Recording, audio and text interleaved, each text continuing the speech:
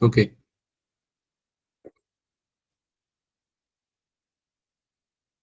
तो जो पढ़ा हुआ है अभी तक, कंसिडरिंग कि आप लोगों को समझ में आया है, आगे का मैं कंटिन्यू कर रहा हूँ। ठीक है। अब शेयर्ड माई स्क्रीन बच्चों, आप लोगों को स्क्रीन विजिबल है क्या? Yes sir. Good evening sir.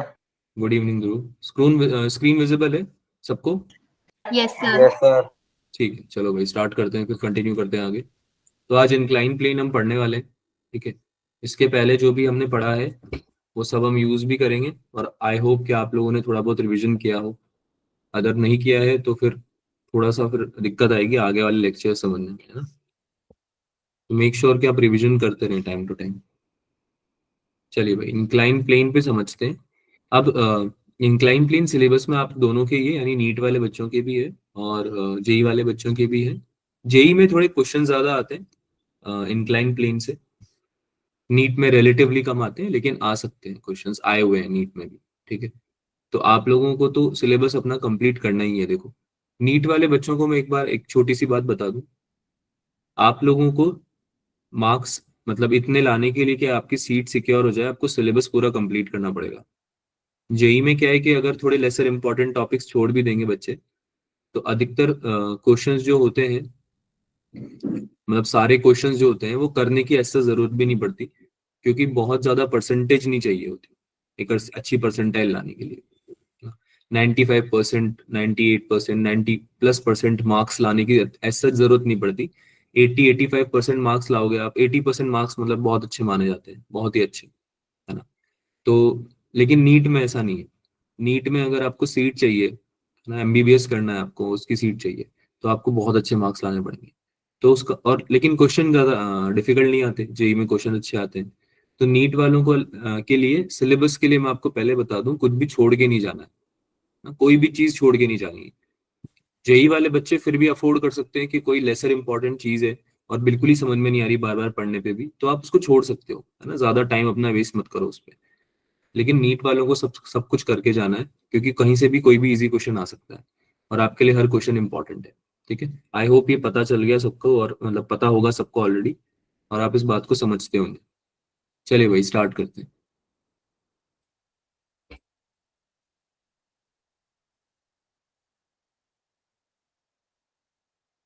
12th में नीट के लिए परसेंटेज लगते हैं क्या? बेटा आपका क्वेश्चन ऐसा लग रहा है मुझे, आपने जंबल वर्ड्स में पूछ लिया है, कुछ समझ नहीं आ रहा है। आप उसको आप ये पूछना चाह रहे हो क्या कि नीट में 12th के लिए मार्क्स काउंट होते हैं क्या? क्योंकि मुझे ऐसा लग रहा है आप ये पूछना चाह रहे हो। आप थोड़ा मतलब अपने क्वेश्चन को सही करो, ठीक है। आपको सब चीजें बता दी जाएगी, आप टेंशन मत लो। आप अपने अभी फिलहाल है ना, ब्रिज कोर्स में फोकस इस चीज पे रखना है। अभी नीट है ना आप लोगों से बहुत दूर है, बहुत दूर। ठीक है। तो आप लोगों को फोकस इस चीज पे रखना है कि जो भी पढ़ाया जा रहा है उसको एब्जॉर्ब करो। बहुत सारी चीजें हैं जो आपको बताई जाएगी बीच में, है ना, बहुत चीजें ऐसी है जो आपको आपको खुद से पता चल जाएगी। मेन बात जो है वो ये है कि जो भी पढ़ाया जा रहा है उसको छोड़ो मत, क्योंकि ये दोबारा पढ़ना मुश्किल होगा। टाइम नहीं है हमारे पास इतना कि हम दोबारा पढ़ें। आप ऑलरेडी साल के ऑलमोस्ट एंड में आए हो, है ना। तो आपने पहले जितना पढ़ा हुआ अच्छी बात है, आप सब लोगों ने। लेकिन अगर आपने नहीं पढ़ा है, इन केस या आपको अच्छे से नहीं आता है, तो अभी अगर आपका स्टार्ट हुआ है तो आपके पास टाइम बहुत कम है। और उस केस में आप लोगों को जो भी पढ़ाया जा रहा है वो आप मेक श्योर करो कि आप सीखते हुए उस पर क्वेश्चन प्रैक्टिस करते हुए आगे बढ़ेंगे। ठीक है। चलिए भाई, तो अभी तक हमने क्या बात करी थी? ग्राउंड टू ग्राउंड प्रोजेक्टाइल की, है ना, और हॉरिजॉन्टल प्रोजेक्शन की। यानी कि आपका प्रोजेक्टाइल लेट्स से के यहाँ से स्टार्ट हो रहा है ग्राउंड से, तो ये after some time T ground पे ही इसका मोशन ओवर हो जाता था, है ना, वाई और एक्स एक्सिस में। ठीक है। तो ये इंक्लिनेशन नहीं था कुछ ग्राउंड से। अगर हमारा ग्राउंड से प्रोजेक्टाइल स्टार्ट हुआ है, ग्राउंड पे ही एंड हो रहा है, तो इसको हम ground to ground projectile motion बोलते हैं। ठीक है। ये अभी तक हमने पढ़ा था, इसमें हमने सारी पैरामीटर्स इसके समझ लिए थे कि अगर आप इसको यू वेलोसिटी से थीटा एंगल के साथ भेजते हो ग्राउंड से, तो इसमें टाइम ऑफ फ्लाइट क्या आएगा टोटल, है ना, मैक्सिमम हाइट कितनी आती है, इसकी रेंज कितनी होती है, कितनी दूर तक जाता है, मतलब ये, है ना। ये सब आप पढ़ चुके हो, और भी बहुत सारी चीजें। अब हम आते हैं इंक्लाइन प्लेन पे। तो बेटा इंक्लाइन प्लेन पे ज्यादा चीजें नहीं बदलती हैं, लेकिन कुछ चीजें बदल जाती हैं। आप सेम फॉर्मूला यूज नहीं कर सकते हो, बहुत ही ऑब्वियस सी बात है, लेकिन इंक्लाइन प्लेन को अगर आप एक बार ढंग से समझ लोगे ना, तो आपको ग्राउंड टू ग्राउंड जैसा ही लगेगा, ज्यादा डिफिकल्टी नहीं आएगी समझने में, है ना। तो एक बार अच्छे से समझेंगे हम इस चीज को। इंक्लाइन प्लेन का मतलब क्या है कि हमने ग्राउंड के रिस्पेक्ट में, हमारा जो ग्राउंड है उसके रिस्पेक्ट में कुछ एंगल दे रखा है हमारे प्लेन को, जिसपे हम प्रोजेक्टाइल को प्रोजेक्ट कर रहे हैं, है ना। लेट्स से ये ग्राउंड है आपका, तो इससे हमने कुछ एंगल दे दिया है थीटा, ठीक है, हमारे प्लेन को जिसपे हमारा प्रोजेक्शन होने वाला है प्रोजेक्टाइल का, जिसपे हम मोशन स्टडी करने वाले हैं प्रोजेक्टाइल का, ठीक है। तो हमारा प्रोजेक्टाइल लेट से कि इस इंक्लाइन प्लेन से कुछ एंगल बना रहा है ना, विच इज लेट से कि अल्फा है, और इससे आपने इसको थ्रो किया यू वेलोसिटी से, ठीक है। तो अब ये प्रोजेक्टाइल मोशन करेगा ऑब्वियसली,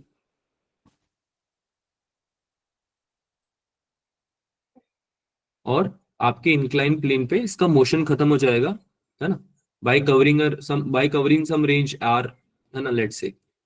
तो इसमें आपके दो पैरामीटर्स आ गए हैं, अब एक तो थीटा आ गया है और एक अल्फा आ गया है, राइट। दो अलग अलग एंगल आ गए, एक एंगल तो वो जिसपे कि आपका इंक्लाइन प्लेन, जो आपका इंक्लाइन प्लेन बना रहा है ग्राउंड के साथ में, है ना, दिस इज योर ग्राउंड। एक एंगल वो जो आपका प्रोजेक्टाइल बना रहा है आपके इंक्लाइन प्लेन के साथ में। तो इसको सॉल्व करने का तरीका क्या होता है, हम जो एक्स और वाई एक्सिस कंसिडर कर रहे थे अभी तक, ग्राउंड को हम एक्स एक्सिस कंसिडर कर रहे थे और उसके परपेंडिकुलर हम वाई एक्सिस कंसिडर करते थे, है ना। इसी को अब हम ट्विस्ट कर देंगे थोड़ा सा, जो हमारा इंक्लाइन प्लेन है उस पे हमारा नया एक्स एक्सिस आ जाएगा, और इसके परपेंडिकुलर, सिंस हम पहले भी परपेंडिकुलर ही लेते थे, तो इसके परपेंडिकुलर आपका नया वाई एक्सिस आ जाएगा। So this will be, this incline plane will be your X axis, और इसके परपेंडिकुलर आपका हो जाएगा वाई एक्सिस। क्या यहां तक समझ में आ रहा है सबको? Yes sir. है ना। फर्स्ट लेक्चर है, थोड़ा सा मैं इसको बेसिक से लेते हुए चल रहा हूँ, ऑल दो इतना जरूरत है नहीं, क्योंकि आप सब लोग इतने समझदार हो कि अगर हम थोड़ा सा पेस भी अगर रखेंगे क्लास का, तो आप लोग समझ जाओगे, इतनी कोई दिक्कत नहीं आएगी। फिर भी हम ट्राइंग के आप लोगों को ज्यादा दिक्कत नहीं आए इनिशियली, ठीक है। तो अगर ऐसा लगता है किसी को कि समझ में नहीं आ रहा है, तो पूछ सकते हैं आप लोग, ठीक है। ये आपका हो गया वाई एक्सिस, और ये आपका हो गया एक्स एक्सिस, ठीक है। अब मुझे जल्दी से बता दो कि आपकी जो वेलोसिटी है, प्रोजेक्टेड वेलोसिटी है, उसके कंपोनेंट्स क्या क्या हो जाएंगे, ये कंपोनेंट्स क्या क्या हो जाएंगे, बताइए भाई। You cos theta you sign theta. This will B you cos alpha and you sine alpha. नहीं समझ में आया? आपका जो प्रोजेक्टाइल है वो एंगल बना रहा है ना बेटा, एक्स एक्सिस के साथ अल्फा।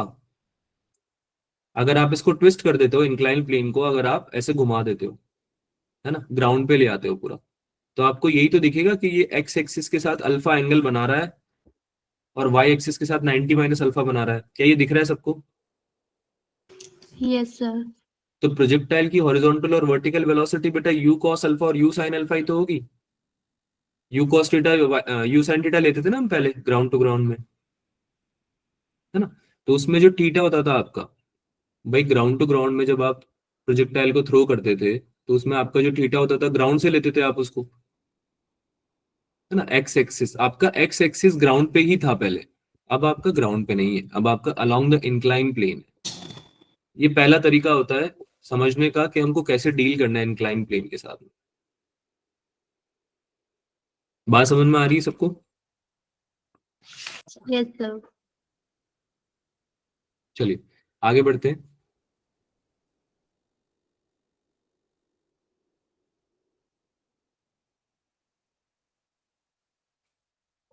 ओके, तो अगर आपको ये समझ में आ गया है कि आपकी यू एक्स और यू वाई कितने होने वाले हैं, हम यहाँ पे लिख भी देते हैं।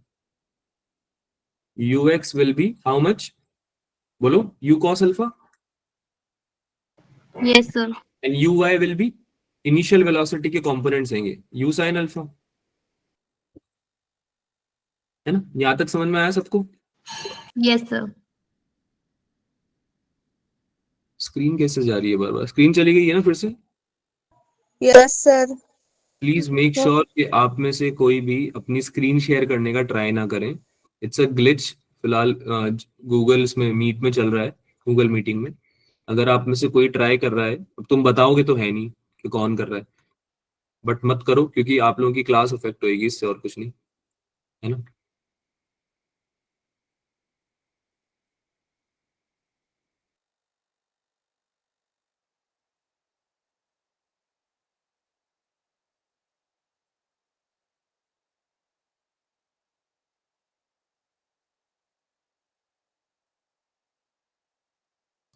M I audible? आवाज आ रही है मेरी? Yes, sir. ठीक है, तो क्लास का टाइम वेस्ट नहीं करेंगे। As I was saying, try नहीं करना है स्क्रीन शेयर करने का किसी को भी, ठीक है। आई होप आप लोगों को ये बात समझ में आई होगी। अब आप बच्चे नहीं रहे, बड़े हो गए हो यार सब लोग। चलो भाई, कंटिन्यू करते हैं आगे।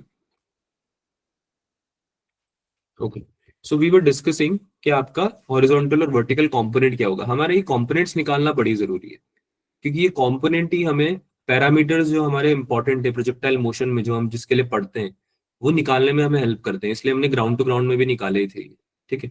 तो अगर ये समझ में आ गया है कि क्या क्या पैरामीटर्स होने वाले हैं, तो अब हम नेक्स्ट पे स्विच करते हैं, नेक्स्ट पैरामीटर पे, विच इज एक्सेलरेशन, है ना। एक्सेलरेशन के बारे में हम बात करते हैं। मेरी आवाज आ रही है क्या बेटा? Yes, sir.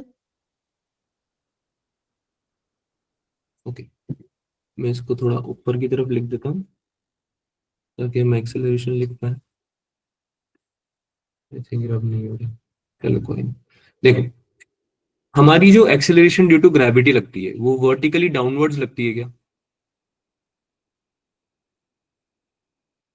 अरे हाँ ना बोलो भाई, Yes, sir.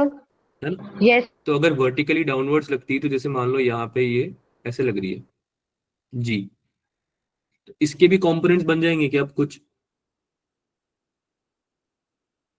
एक इस डायरेक्शन में बनेगा और एक इस डायरेक्शन में बनेगा, है ना, along the incline plane, right. अगर ये एंगल थीटा है तो ये वाला एंगल भी थीटा हो जाएगा क्या बच्चों? Yes, sir. है ना। एंगल्स हमें डिस्ट्रीब्यूट करने आते ही, ये मैथ्स हमने इतनी पढ़ी है। तो ये वाला कंपोनेंट क्या हो जाएगा आपके एक्सेलरेशन का? Will it be g cos theta? देख के बताओ।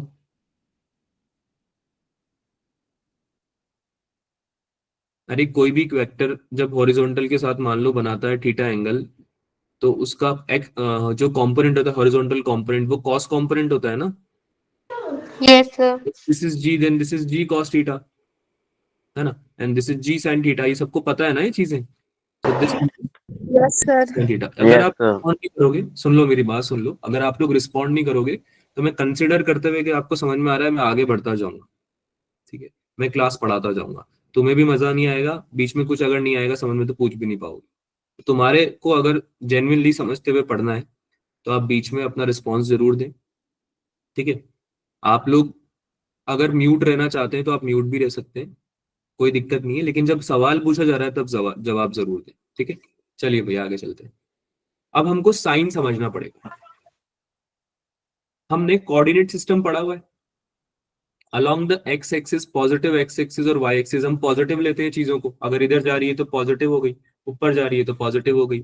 अगर नेगेटिव एक्स वाई एक्सिस की तरफ जाता है तो नेगेटिव ले लेते हैं, और नेगेटिव एक्स एक्सिस की तरफ जा रहा होता है तो भी नेगेटिव ले लेते हैं क्या? ये पता है ना सब चीजें बेसिक, Yes, sir. है ना। तो इसको कंसिडर करते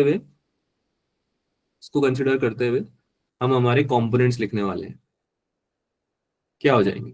एक्सेलरेशन के कंपोनेंट्स बताओ। ए एक्स कितना होना चाहिए देख के बताओ। What should B A x? हाँ उज्जवल। सर थीटा सेम कैसा आया ये ग्रेविटी वाला? Same as in? जो ग्रेविटी आया ग्रेविटेशन कंपोनेंट में। ग्रेविटी, अच्छा यहाँ पे थीटा कैसे आया? बेटा आपने थोड़ी सी ज्योमेट्री यूज करनी है और आपको समझ में आ जाएगा। ये देखो, अगर मैं आपका ये ट्राइंगल बनाया मैंने, है ना, ये मैंने आपका जी बना दिया। वर्टिकली डाउनवर्ड्स होता है जी, है ना। ये वाला एंगल थीटा है, यस सर। ठीक है। इसको हम आगे स्ट्रेच कर देते हैं। आपको ये वाला एंगल निकालना है, ये वाला एंगल, ठीक है, ये 90 है, ये वाला एंगल 90 है, यस सर। तो ये वाला एंगल कितना हो जाएगा, ये वाला जो ट्राइंगल का थर्ड एंगल बचा हुआ है 90 माइनस थीटा हो जाएगा क्या, हाँ है ना। और ये जो इंक्लाइन प्लेन है इसके साथ आपका ये वर्टिकल कंपोनेंट भी तो 90 डिग्री आ रहा है, जी cos थीटा वाला जो हमने बनाया है 90 डिग्री है ना ये भी। हाँ यस सर। तो ये आपका जब ये 90 माइनस थीटा है तो फिर ये वाला एंगल कितना बचा, थीटा ही तो बचा, थीटा। यस आया सर, समझ में, आ गया। यस ठीक है। सर। तो हमने इस तरह से हम आगे भी डिस्ट्रीब्यूट करेंगे। इट्स गुड कि आपने अभी समझ लिया, अच्छी बात है। अगर नहीं आता है किसी को समझ में तो पूछ लिया करो, क्योंकि आगे आने वाले क्वेश्चंस में ना ये चीज मैं अज्यूम करते हुए चलूंगा कि तुम्हें आती है, ठीक है। मैं बताऊंगा नहीं, एक्सप्लेन नहीं करूंगा, मैं कोई भी नहीं करेगा। इनफैक्ट आपको मैथ्स में भी बार बार कोई नहीं समझाएगा ये एंगल्स के बारे में। तो एक बार आप पूछ जरूर लें, है ना, नहीं आता, और समझ के फिर आगे उस चीज को अप्लाई जरूर करें। चलिए भाई, एक्स का वैल्यू बताओ। अब तुम जिस हिसाब से क्लास को चला रहे हो ना, मुझे लगता है तुमको 5-7 लेक्चर तो केवल प्रोजेक्टाइल्स पढ़ने में लग जाते हैं। जल्दी आंसर आने चाहिए ना, इतने ज्यादा थोड़ी ना हम वो है जो क्या बोलते हैं कि लो लो स्लो है, मतलब हम कि हमें यही नहीं आ रही चीजें। एक्स की वैल्यू क्या होगी, सोच के बताओ, देख के बताओ।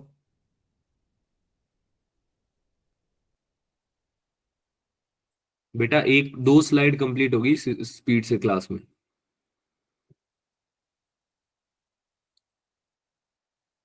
एक्स मतलब क्या हुआ you cos alpha upon T. बेटा, एक्सेलरेशन।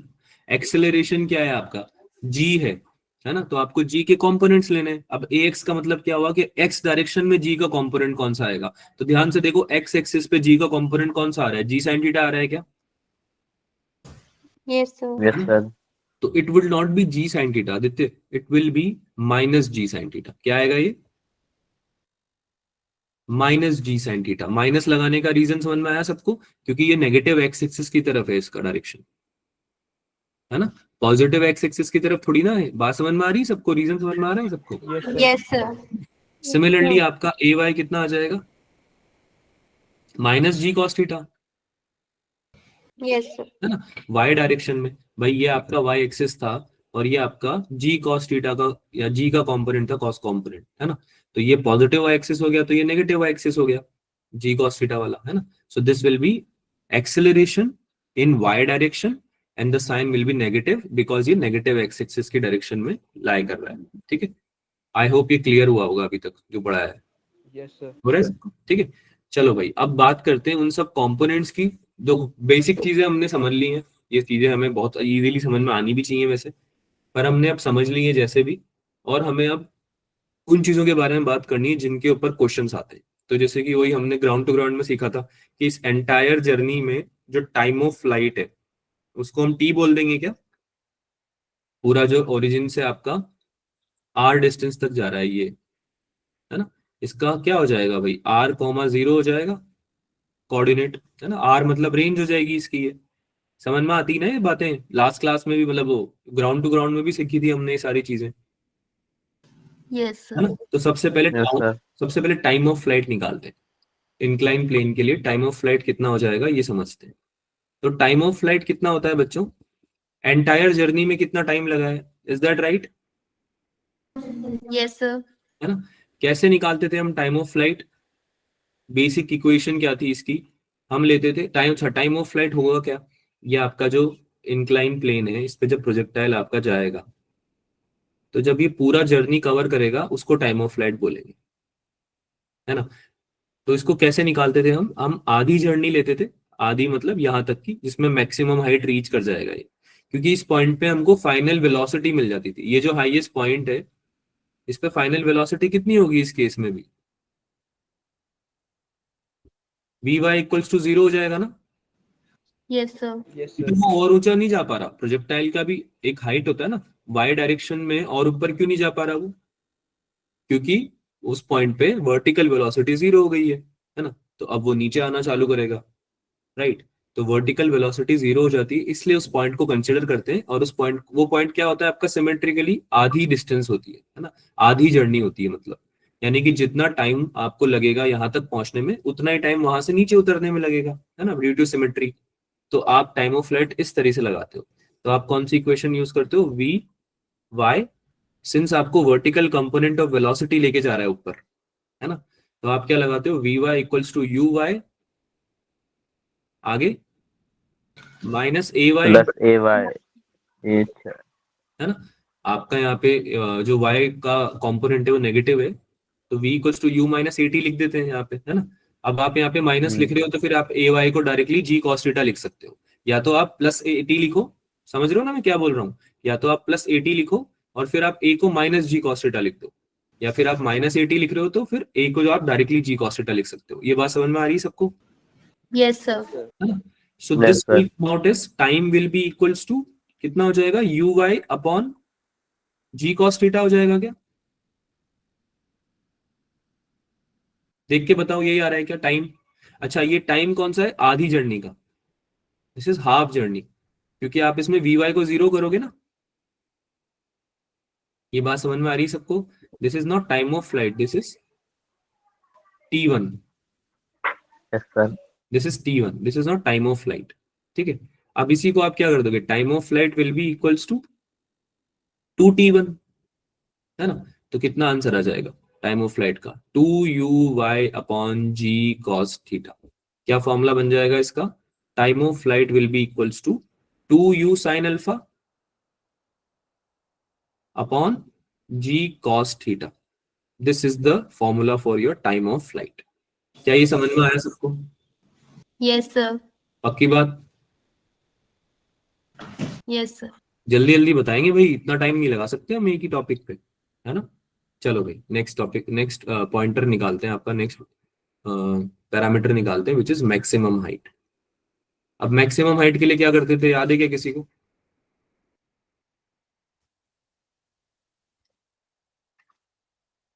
कैसे निकालते थे maximum height, any idea. Sir, third equation use करके. थर्ड इक्वेशन यूज करके, v square equals to u square plus 2as या फिर माइनस 2gh, है ना, Yes, sir. राइट। चलो यूज करते हैं उसको, v square equals to u square minus 2gh, ठीक है। तो इससे h कितना आ जाएगा भाई, अब v और u ये सब वर्टिकल कंपोनेंट है, क्योंकि हाइट आपका वर्टिकल कंपोनेंट दे रहा है वेलोसिटी का, है ना। मैक्सिमम हाइट पे जीरो हो जाएगा क्या, Yes, sir. कितना बचेगा ये, u y square equals to 2gh, कितना आ जाएगा height, u y square upon 2g आ जाएगा क्या। Yes, sir. अब यहाँ पे 2g क्या है, अब यहाँ पे 2g लिखना गलत है, रीजन क्योंकि यहाँ पे g का कंपोनेंट आएगा, है ना। तो अब यहाँ पे g लिखना हम चेंज करेंगे, ठीक है। यहाँ पे मैंने लिखा इसलिए स्पेसिफिकली ताकि आप ये गलती नहीं करो आगे, क्योंकि हम जल्दबाजी में है ना पुराने वाले फॉर्मूले यूज रखने का ट्राई करते हैं। तो हम इसको g की जगह क्या लिखेंगे, 2 इंटू क्या लिखेंगे बताओ, G cos theta. g cos theta, very good, multiply by h, है ना, this will be 2 into g cos theta multiply by h। तो h इक्वल्स टू आ गया u y square upon 2ay बोल दूं इसको मैं, है ना, या फिर h इक्वल्स टू क्या लिख दूंगा मैं, you square sine square alpha, क्योंकि यू आई का स्क्वायर है, upon 2g cos theta. This will be your formula for maximum height. क्या ये समझ में आया सबको, Yes, sir. Yes, sir. है ना, बिल्कुल बेसिक चीजें हैं, याद रखनी है, और ये सब चीजें बहुत ही इंपॉर्टेंट है। चलो भाई आगे चलते हैं, थर्ड पॉइंट पे आते हैं। थर्ड पॉइंट क्या पढ़ा था बच्चों हमने, जब ग्राउंड टू ग्राउंड प्रोजेक्टाइल पढ़ा था तो, Sir, horizontal Range. range. Range पड़ी थी, है ना। अब इसमें दो तरह के प्रोजेक्शन हो सकते हैं, एक तो होगा अप द प्लेन और एक होगा डाउन द प्लेन, ठीक है। तो हम सबसे पहले रेंज पढ़ेंगे नहीं, हम सबसे पहले ये पढ़ेंगे कि आपकी कौन कौन से प्रोजेक्शन हो सकते हैं, उसके बाद हम रेंज पढ़ेंगे। उसका एक रीजन है, क्योंकि रेंज आपकी दोनों आपकी केसेस को कंसिडर कर लेगी, है ना। रेंज में आप दोनों केसेस कंसिडर करे जा सकते हैं, तो हम पहले दोनों केसेस पढ़ लेते हैं। स्क्रीन अटक गई क्या बच्चों, पहले यार दिख रही है आप लोगों को, Yes, sir. Am I audible? आवाज आ रही है सबको? Yes, sir. Yes, sir. Okay चलो, आई होप स्क्रीन विजिबल है सबको। Yes, sir. Okay cool. तो सबसे पहले हम पढ़ते हैं projection of the plane upwards. Upwards हमने पढ़ लिया है ऑलरेडी, है ना? अपवर्ड्स हमने ऑलरेडी पढ़ लिया है, तो अब हम डाउनवर्ड पढ़ते हैं। चलो इसके एक बार एक काम करते हैं, रेंज का फॉर्मूला तो हम लिख ही देते हैं, इसको हम डिराइव आगे कर लेंगे। हाँ भाई, रेंज का फॉर्मूला तो हम लिख ही देते हैं, सिंस हमने ऑलरेडी समझा हुआ है इस चीज को, तो रेंज लिख सकते हैं हम लोग। क्या होती है रेंज वैसे? ग्राउंड टू ग्राउंड प्रोजेक्टाइल में क्या होती थी, किसी को याद आ रहा है क्या?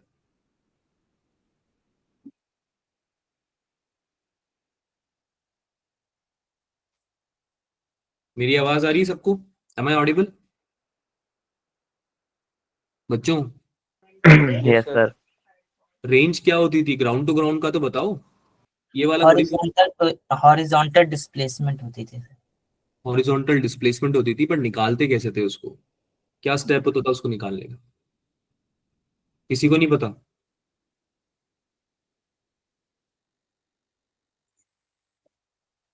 बेटा UX multiply by time of flight नहीं लिखते थे क्या हम रेंज को पहले? Yes, sir. U root 2h to G. है ना? क्योंकि आपका जो हॉरिजॉन्टल कंपोनेंट है। Hello sir. हाँ जी बोलिए। सर मैं तो नेटवर्क थोड़ा इशू है सर ओके, आपको आवाज आ यहाँ रही पर। है? Am I audible to you? Sir breaking sir, voice is break breaking. हो रहा है। हाँ सर, ब्रेक हो रहा है sir. Is my voice breaking for the other students also? बाकी बच्चों को आ रही है आवाज या उनको भी ब्रेक हो रहा है? Yes, sir. You are audible. आ रही है सर जी। आ रही है। Okay Deepshikha, I think your internet is I guess not appropriate, I guess it is lagging, right? So हाँ yes sir. you can do one thing. Have you tried rejoining? Yes sir, I have tried 3-4 times, 3-4 times. Okay, but then still that it's must like be this. okay. Are you able to see the slides? Yes sir, but very late sir. After 2-3 minutes only the slide is clear. 2-3 minutes. Okay, then I'll be हाँ, sir. suggesting that you go through the recording after the class is done. हाँ okay sir. Okay, you can go through the recording and you can at least revise the notes.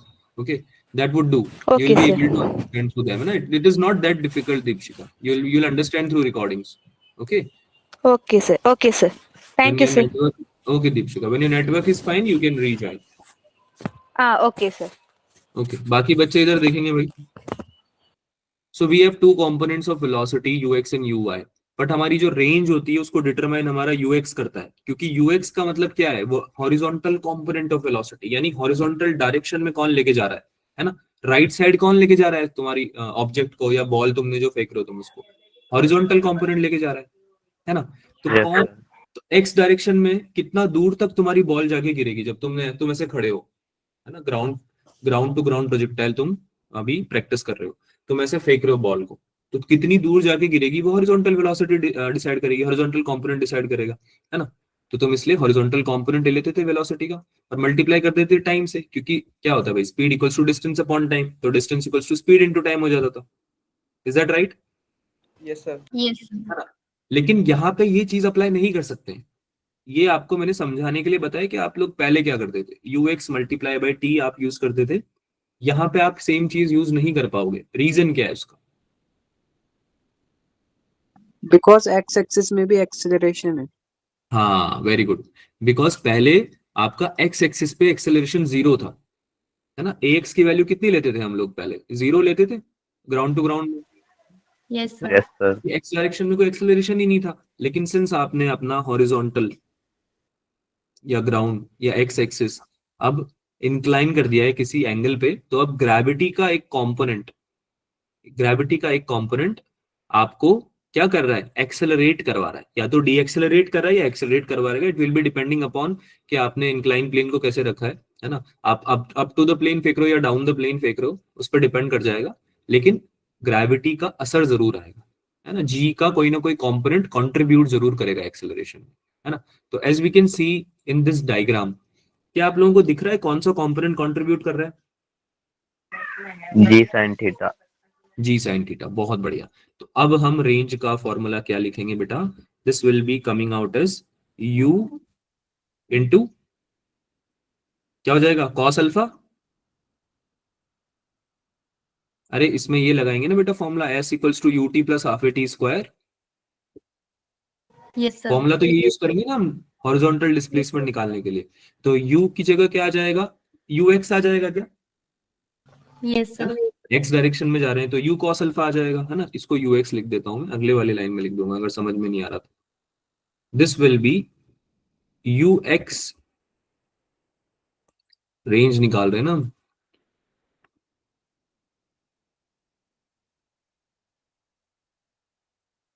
r equals to u x multiply by time of flight आएगा या कोई दूसरा time आएगा? अरे time of flight आएगा ना, आपकी पूरी जर्नी कंप्लीट हुई है रेंज निकालने के लिए, है ना? रेंज निकालने के लिए आपको पूरा टाइम ऑफ फ्लाइट लेना पड़ेगा, क्योंकि आप आधे रास्ते के लिए थोड़ी रेंज निकाल रहे हो, आप पूरे प्रोजेक्टाइल के मोशन के लिए निकाल रहे हो। तो उसमें पूरे में आपका टाइम ऑफ फ्लाइट यूज होगा, है ना? माइनस हाफ इंटू, या प्लस लिख दो, plus half g sine alpha, x आ जाएगा क्या, एक्स इंटू टाइम का जी साइन थीटा, होल स्क्वायर, है ना? तो अब बस वैल्यूज पुट करनी है, यू एक्स की जगह रख देंगे you cos alpha multiply by time of flight, है ना? माइनस हाफ इंटू एक्स की जगह क्या आ जाएगा, g sine theta, Yes, sir. Yes sir, है ना? G sine theta into t का होल स्क्वायर। क्या ये क्लियर हुआ सबको? Yes, sir. So this is your equation of range, this is your range, ठीक है? ये रेंज है आपकी पूरी, you need to remember it पूरा। तो इसमें याद करने का कुछ नहीं है, s equals to u t plus half a t square ही लगाना है। क्या आपको ये नोट हो रहा है कि आपको एक्सक्लूसिवली कोई फॉर्मूला याद करने की ऐसा जरूरत नहीं है, अगर आपको ये डायग्राम समझ में आ गया है तो। अगर आपको डायग्राम समझ में आ गया, आप सारे कंपोनेंट खुद से लिख सकते हो, ax क्या होने वाला है, ay क्या होने वाला है, ux क्या होने वाला है, ui क्या होने वाला है ना? ये सब चीजें तुम खुद से लिख सकते हो अगर आपको समझ में आ गया है तो। Is this clear to everyone? Yes, sir. ठीक है, चलिए भाई आगे चलते हैं। अब हम बात करते हैं प्रोजेक्टाइल डाउन द प्लेन।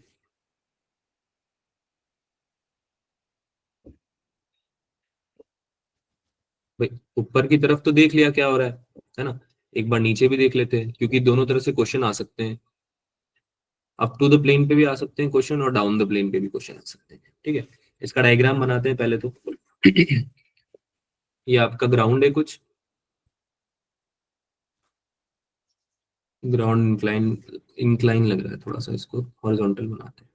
ये आपका ग्राउंड है और आपने डाउन द प्लेन फेंका है ना? डाउन द प्लेन आप इसको फेंक रहे हो, तो लेट्स से कि कुछ थीटा एंगल बना रहा है, ये कुछ थीटा एंगल बना रहा है आपके इंक्लाइन प्लेन के साथ में। नाउ हमने क्या बोला, प्रोजेक्टाइल को आपको डाउन द प्लेन फेंकना है ना, डाउन द लाइन, ही डाउन द प्लेन फेंकना है। अब इसमें क्या क्या कंपोनेंट्स आएंगे, है ना? तो जैसे कि मान लो यहाँ से फेंका मैंने प्रोजेक्टाइल, इस जगह से फेंका, ये मेरा प्रोजेक्टाइल मोशन हुआ, और लेट्स से कि ये एंड कर गया मेरे इंक्लाइन प्लेन पे ही, right? I have used some velocity which was u, इसके कंपोनेंट्स आ जाएंगे। लेट्स से कि ये एंगल बना रहा है अल्फा मेरे इंक्लाइन प्लेन के साथ में, तो ये वाला कंपोनेंट आ जाएगा आपका u cos अल्फा, एंड इसका y डायरेक्शन में परपेंडिकुलर कंपोनेंट आ जाएगा आपका vertical component u sin alpha, you sine alpha, है ना? अब हमारा जो मेन चीज है वो है आपका क्या, एक्सेलरेशन। तो लेट्स से कि आपका वर्टिकली डाउनवर्ड्स लग रहा है एक्सेलरेशन g, और अब तो हमें एंगल समझने में भी दिक्कत नहीं आएगी अगर हम इसके कंपोनेंट्स बनाते हैं। अगर हम इसके कंपोनेंट्स बनाते हैं तो ये आपका क्या हो जाएगा, थीटा हो जाएगा क्या? This angle will be theta, yes sir, है ना? और ये वाला कंपोनेंट कितना हो जाएगा, g cos theta, g cos theta, है ना? And this component will be g sin theta, g sine theta, ठीक है? बिल्कुल वही चीजें जो हमने लास्ट टाइम करी थी वही रिपीट करी गई है, सेम चीज, ठीक है? तो इसमें आपका वर्टिकली डाउनवर्ड्स तो है g, और आपका जो y डायरेक्शन में जो आपका एक्सेलरेशन आ रहा है that is coming as g cos theta, ठीक है, I hope this is understandable for everyone. Time of flight इसका टोटल टाइम ऑफ फ्लाइट हो जाएगा, मतलब जो आपका टोटल टाइम लगा है जर्नी में कंप्लीट होने में, this will be your maximum height. और ये सारी चीजें हम निकाल सकते हैं इजीली अब इसके लिए, है ना। कैसे निकालेंगे भाई? अच्छा, ये एक्स एक्सिस होगा, ये जो हमने बनाया है ना इंक्लाइन प्लेन वाला, this will be your X axis.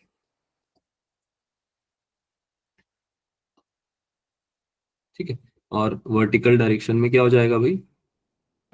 Y axis. Y axis.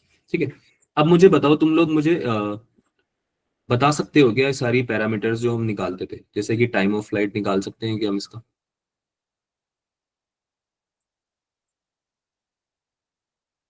बताओ, निकाल सकते हैं क्या बेटा? इतना तो समझ लिया, अब तो बता सकते हो।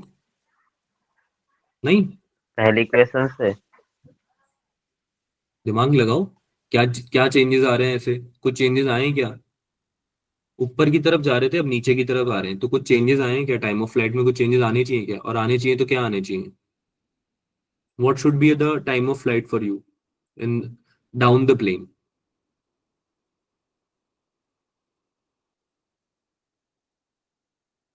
अच्छा, टाइम ऑफ फ्लाइट होता क्या था?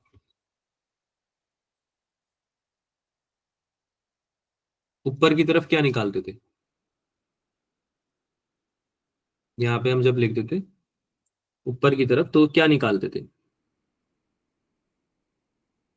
बताइए भाई, टाइम ऑफ फ्लाइट क्या निकालते थे? फॉर्मूला क्या निकाला था? तुम्हारे सामने लिखा हुआ है, पढ़ के बता दो। 2u/a/y लिखते थे क्या? Yes, sir. 2u/a/y लिखते थे क्या? Yes, sir. यहाँ पे ay लिख देता हूँ मैं, ताकि तुम कंफ्यूज नहीं हो।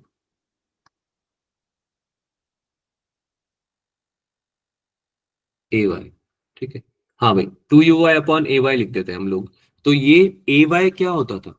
वर्टिकल डायरेक्शन में कंपोनेंट होता था, एक्सेलरेशन ड्यू टू ग्रेविटी का या एक्सेलरेशन का, Yes, sir.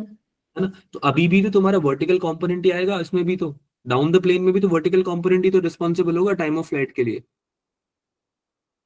अरे हाँ ना बोलो भाई। Yes, sir. तो 2u/a/y यस तो सर। आने वाला है। ये फॉर्मूला तो बेसिक है ना बेटा, ये तो हमने v equals to u plus a t से निकाला था। यहाँ पे भी आप v equals to u plus a t लगाओगे तो यही निकल के आने वाला है, कुछ और आएगा क्या निकल के? यही चीज निकल के आएगी। अभी भी नेगेटिव y एक्सिस में है, क्योंकि ये क्या ये पॉजिटिव y एक्सिस में चला गया है क्या? नो अरे सर, ए नेगेटिव। वाई पॉजिटिव एक्सिस में थोड़ी ना, अभी भी नेगेटिव एक्सिस में है। खत्म बात, सेम आ जाएगा फिर। क्या आ जाएगा answer? 2u sin alpha upon G cos theta. जी cos थीटा। ठीक है, कुछ भी चेंजेस नहीं आने वाला है इसमें। चेंजेस किस में आएगा वो उस बारे में बात करेंगे अभी। ठीक है, अच्छा हाइट लिख देते हैं आपकी। हाइट, मैक्सिमम हाइट क्या हो जाएगी?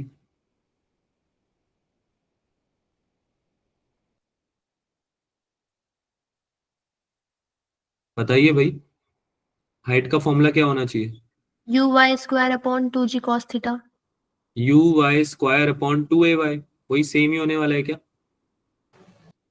पहले भी तो यही था, uy² अपॉन 2ay। देखो, ये देखो ना, uy² अपॉन 2ay, तो ये भी सेम ही हो जाएगा। क्या फॉर्मूला बन जाएगा ये? u² sin² बोलो। U square sin u square square alpha upon sine 2G square cos alpha. theta. हाँ, u² sin² alpha upon 2g cos theta. Very good.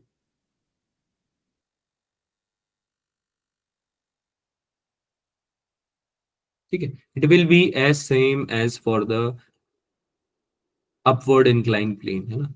अगर आप टॉप ऑफ द प्लेन या फिर नीचे से आप ऊपर भेज रहे हो, तो आपका सेम फॉर्मूला बनने वाला है, कुछ चेंजेस नहीं आएंगे। और चेंजेस आने भी क्यों चाहिए? ये तो वर्टिकल कंपोनेंट पे डिपेंड करता है।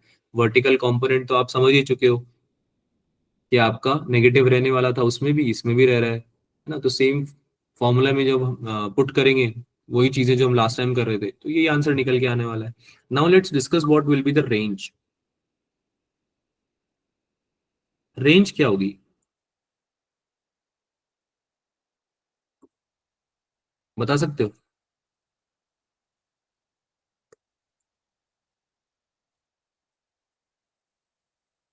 R equals to U cos alpha into t. आगे यहाँ पे क्या लिख रहे थे हम, minus half g t square लिख रहे थे क्या, minus half g sine theta t square. Yes, sir. क्यों लिख रहे थे minus half g sine theta t square, क्योंकि एक्सेलरेशन कितना था, as a x is minus g sine theta, is that right, a x minus g sine theta था, ये देखो, Sir. है ना। बट यहाँ पे एक्सेलरेशन कितना है डाउन द प्लेन में, यहाँ पे देखो एक्सेलरेशन कितना है, यहाँ पे ए एक्स आपका हो गया है plus g sine theta, is that right. X axis Yes. की तरफ, जब पॉजिटिव एक्स एक्सिस की तरफ है, ए वाई अभी भी माइनस जी कॉस थीटा ही है ना। और यू एक्स यू आई तो तुम्हारे वही है same, you cos alpha u sine alpha, है ना। लेकिन ए एक्स बदल गया, कौन बदल गया इस बार, Yes. ए बदल गया। अब पहले आपका vertical sorry horizontal component acceleration का आपको डी एक्सेलरेट कर रहा था। अब इसको, ये बहुत ही ऑब्वियस सी बात है, अगर तुम ऊपर की तरफ चढ़ते हो, जब तुम स्टेयर्स चढ़ रहे हो तो, या कभी आपने माउंटेन क्लाइंबिंग करी है, कभी कोई ऊपर कोई मतलब पहाड़ पे कोई ऊंची जगह वहां पे चढ़ रहे हो आप, तो ग्रेविटी आपका साथ क्यों देगी भाई, ग्रेविटी साथ देगी क्या आपका ऊपर चढ़ने में,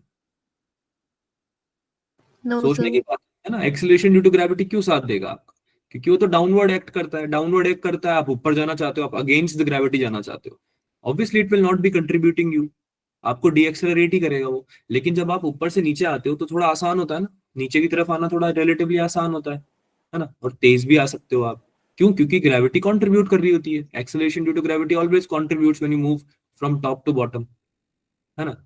तो एक्सेलरेशन ड्यू टू ग्रेविटी का एक्स एक्स कंपोनेंट आपको ऑब्वियसली एडिशन करने वाला है, फायदा करने वाला है ना, एक्सेलरेट करने वाला है। जबकि पहले क्या कर रहा था, डी एक्सेलरेट कर रहा था, ऊपर भेजते टाइम प्रोजेक्टाइल को डी एक्सेलरेट कर रहा था एक्स कंपोनेंट ग्रेविटी का, अब नीचे भेजते वक्त आपका एक्स कंपोनेंट ग्रेविटी का क्या करेगा, कंट्रीब्यूट करेगा, एक्सेलरेट करेगा, है ना, बढ़ा देगा, स्पीड को बढ़ा देगा, है ना।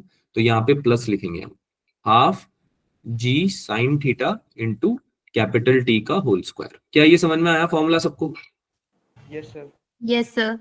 इजी है।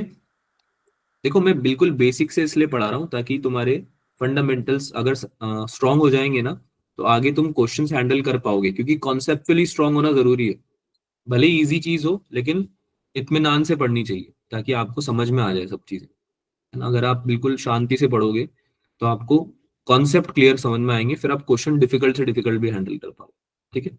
चलो भाई, ये तो हो गई सारी बातें डाउन द प्लेन और टॉप ऑफ द प्लेन की। अब एक बार डिस्कस कर लेते हैं कि अगर हमारी रेंज मैक्सिमम निकालनी पड़ी तो क्या करना पड़ेगा।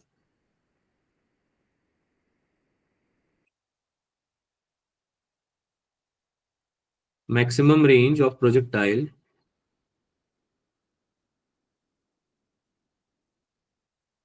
On incline plane.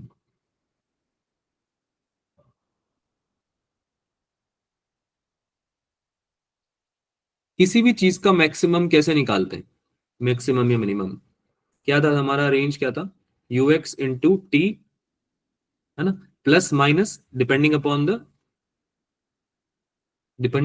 Incline plane. कैसे था, ऊपर की तरफ जा रहे नीचे की तरफ जा रहे, हाफ इंटू ए एक्स इंटू टी स्क्वायर, ये था क्या रेंज, Yes, sir.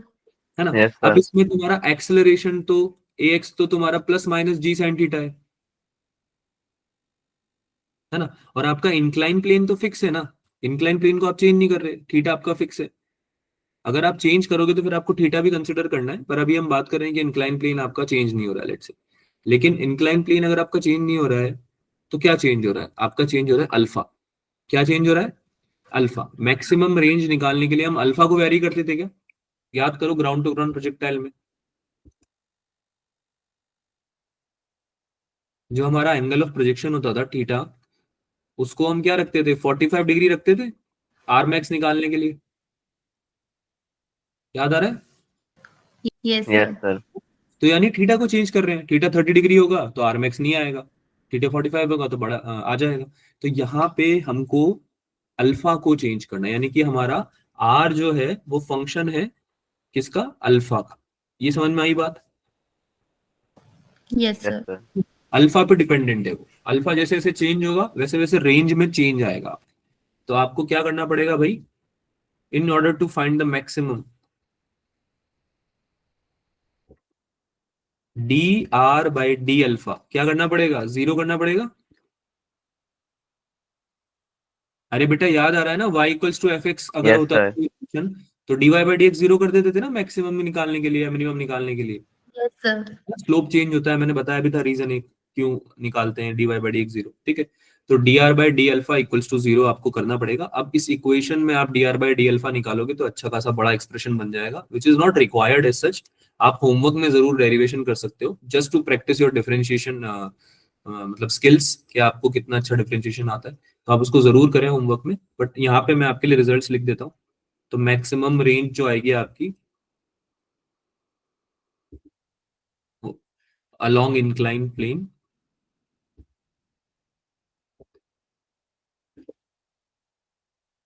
वो आएगी R max will be equals to u square upon g into 1 plus minus sine theta. This will be your R max. This will be your R max. अब अगर sine theta में theta equals to zero रख दूं मैं, अच्छा ये plus minus sign की बात कर लेते हैं पहले। तो आप ये कंफ्यूज हो रहे होंगे प्लस माइनस साइन का क्या करना है, समझ में आया वैसे ये प्लस साइन और माइनस साइन क्यों लगाए। प्लस साइन का मतलब क्या है, नीचे से up the plane, projected up the plane, ऊपर की तरफ फेंक रहे हो आप, है ना। और नेगेटिव साइन का मतलब क्या है, Down the plane. Down the plane, है ना। ऊपर की तरफ फेंक रहे हैं तो g into 1 plus sine theta हो जाएगा, डिनोमिनेटर बढ़ जाएगा आपका। और डाउन द प्लेन फेंक रहे हो तो कम हो जाएगा, क्योंकि डिनोमिनेटर कम होगा तो आर मैक्स बड़ा होगा, है ना। तो ये चीजें याद रखनी है एक तो। अच्छा इसमें अगर हम बात करते हैं थीटा इक्वल्स टू जीरो की, तो थीटा इक्वल्स टू जीरो पे कितना आ जाएगा R max, u square upon g आएगा क्या, देख के बताओ। थीटा इक्वल्स टू जीरो मतलब साइन जीरो मतलब u square upon g into 1 plus zero which yes is u, sir. है ना। ये क्या होता था, अच्छा इसमें अल्फा इक्वल्स टू 45 डिग्री भी आप रखते थे, क्योंकि ये आपका कौन सा केस है ये, this is a case of ground to ground projectile. कौन सा केस है भाई ये,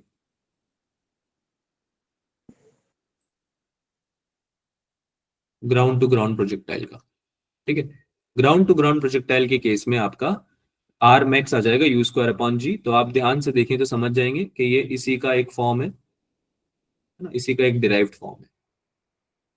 सो ये फॉर्मूला आपको याद रखना है। In case if you want to find the derivation, if you want to solve this particular thing, this is what we need to solve।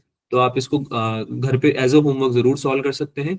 इसमें आपके cos theta plus sin theta के कंपोनेंट्स बनेंगे, है ना। आपको cos थीटा sin थीटा के terms में differentiation आता है, तो अगर आप सॉल्व करना चाहें तो कर सकते हैं। Not as such it is required. आपको मोस्टली क्वेश्चंस जो पूछे जाएंगे उसमें आपको फॉर्मूले वाइज ही वो क्वेश्चन देने वाला है, ठीक है। क्या यहाँ तक क्लियर है सब बच्चों, Yes, sir. Are you sure, everybody sure. Yes, sir. ठीक है, we can practise a simple question. छोटा सा क्वेश्चन प्रैक्टिस कर लेते हैं, इसका एक पार्ट में निकलवा दूंगा, बाकी पार्ट आप होमवर्क में करेंगे, ठीक है। चलिए भाई, क्वेश्चन छोटा सा है।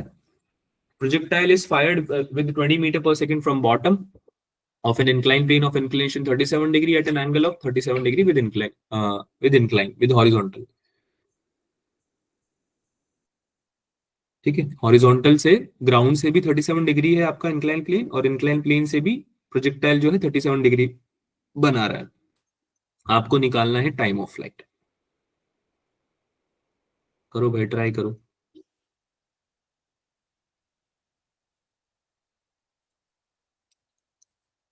अच्छा वैसे आप लोगों ने वैल्यूज वगैरह सारी पढ़ ली होंगी, फिर भी मैं आपको बता देता हूँ। वैसे आपको पता होनी चाहिए cos 37 की वैल्यू कितनी होती है भाई,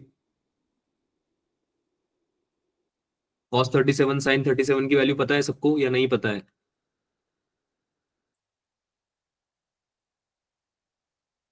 बेटा हाँ ना तो बोलना होता है ना, मैं ज्यूम कर लूंगा फिर पता है, नहीं बताऊं फिर मैं। नहीं पता सर जी। नहीं सर पता, 3 4 5 का ट्रायंगल होता है। हाँ 3 4 5 का ट्राइंगल होता है, दैट इज ट्रू।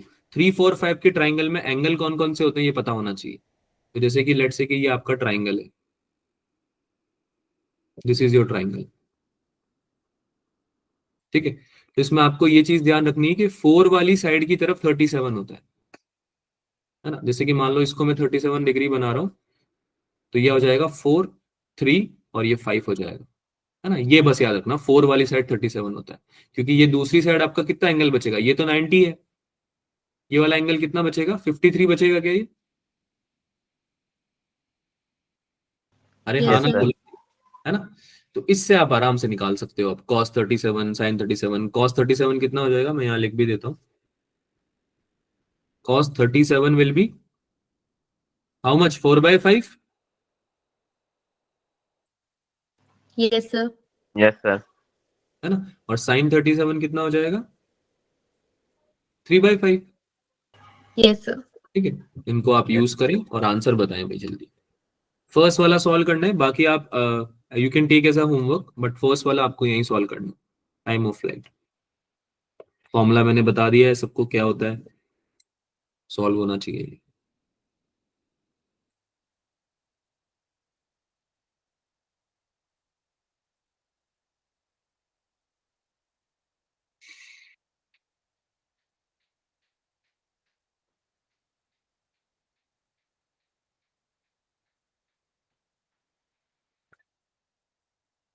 काफी इजी क्वेश्चन है बेटा, ये बिल्कुल बेसिक क्वेश्चन है। दिस इज लाइक 2 सेकंड में होना चाहिए ये। वैसे तो और भी तरीके हैं इसके करने के, but you can apply the formula as well if you want.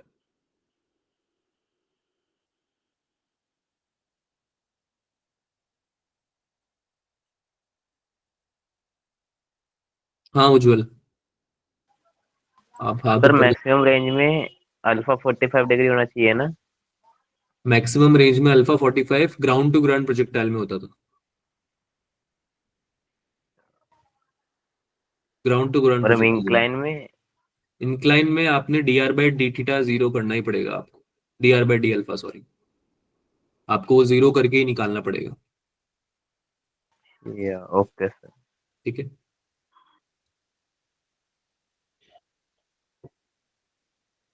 Theta के रिस्पेक्ट में आएगा वो, हाँ आप थीटा के लिए बोल सकते हो, आपके थीटा कितना रखूं मैं कि मैक्सिमम आ जाएगा ना, दैट यू कैन डिफाइन। लेकिन थीटा अगर फिक्स है तो फिर अल्फा ही चेंज कर सकते हो आप, dr/d alpha equal to zero करके निकाल सकते हो। 3 सेकंड आ रहा है सबका, 3 सेकंड आ रहा है, क्या बात है।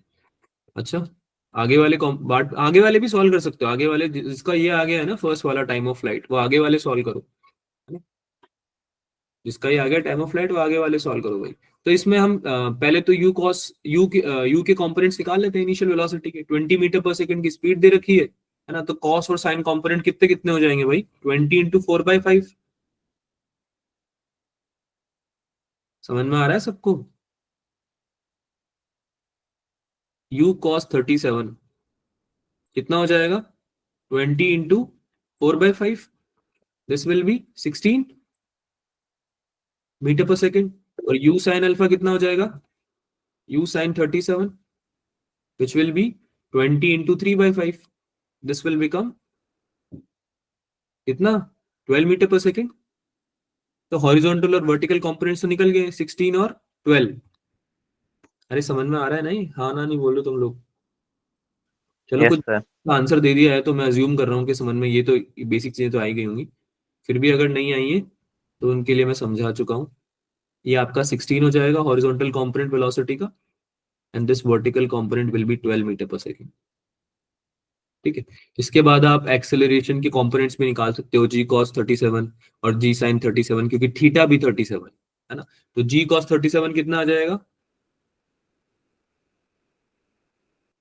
8 आ जाएगा क्या बच्चों? और जी साइन 37 6 आ जाएगा। ये समझ में आ रहा है सबको? अरे हाँ ना बोलिए भाई। एक्स तो आएगा -6 और ए वाई आएगा -8, है ना। A x will be yes -6 sir. Metre per second square और a y will be -8 metre per second square, ठीक है। अब टाइम ऑफ फ्लाइट बहुत इजीली निकल जाएगा। क्या होता है टाइम ऑफ फ्लाइट, बताओ भाई कैसे निकालेंगे टाइम ऑफ फ्लाइट। दोनों तरीके हैं, चाहे तो आप v equals to u plus a t लगा लो, है ना। टॉप पॉइंट पे आपका कितना हो जाएगा, वी वाई 0 हो जाएगा, है ना। यू वाई आपका 12 है ही सही, ए वाई आपका -8 है ही सही, तो आपका टॉप पे पहुंचने में 1.5 सेकंड आ गया, है ना। तो आपका total time of flight 3 second आ गया। ये आप फॉर्मूला लगा लो। क्या होता है फॉर्मूला बेटा? अरे फॉर्मूला क्या होता है?